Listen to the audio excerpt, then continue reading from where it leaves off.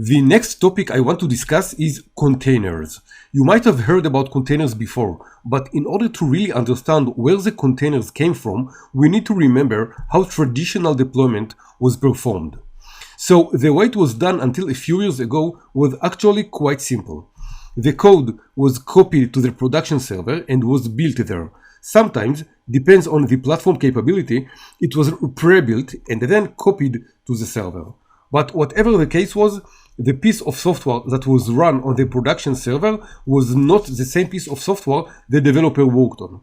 That resulted in a situation when problems were found on the production servers that were not found in the dev machines. If you have even the slightest experience in the software development world, you must have seen this happens, and this led to countless of jokes and memes which can be summed like this: "It works on my machine." This sentence became the epitome of the deployment problem, and the most frustrating part was that it was actually true. The software did work on the developer's machine, but for some obscure reason didn't work on the production machine. This, of course, led to a lot of wasted time and money that were spent trying to figure out what went wrong and what are the differences between the two machines. This problem haunted the software world for decades, and it was clear something had to change. And this is when the containers appeared. So, what are containers? Well, containers are a thin packaging model.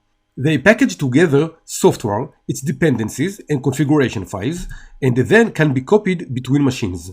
This package creates an atomic unit that can be executed using whatever software and files are contained within it, and completely independent from the rest of the machine it's hosted in, with one notable exception. The container uses the underlying operating system.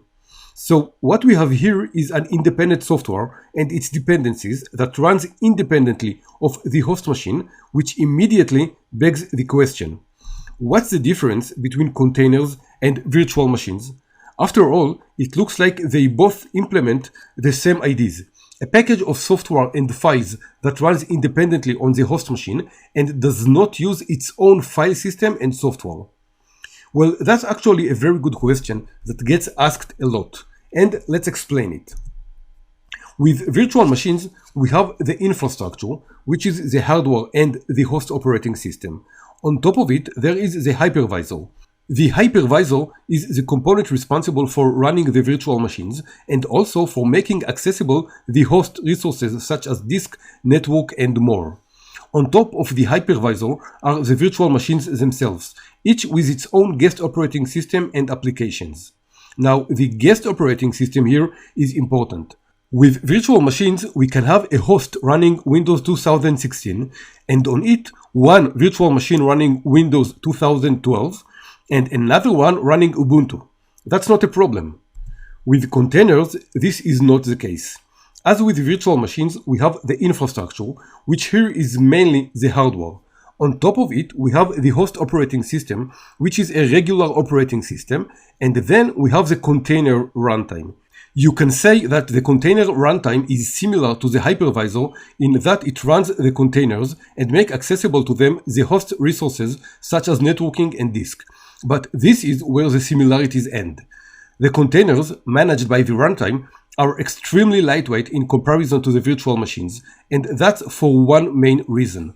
They share the operating system with the host. As opposed to the virtual machines, where each VM can have its own operating system, the containers have the same operating system as the host. So if the host runs Windows 2016, this will be the operating system of the container.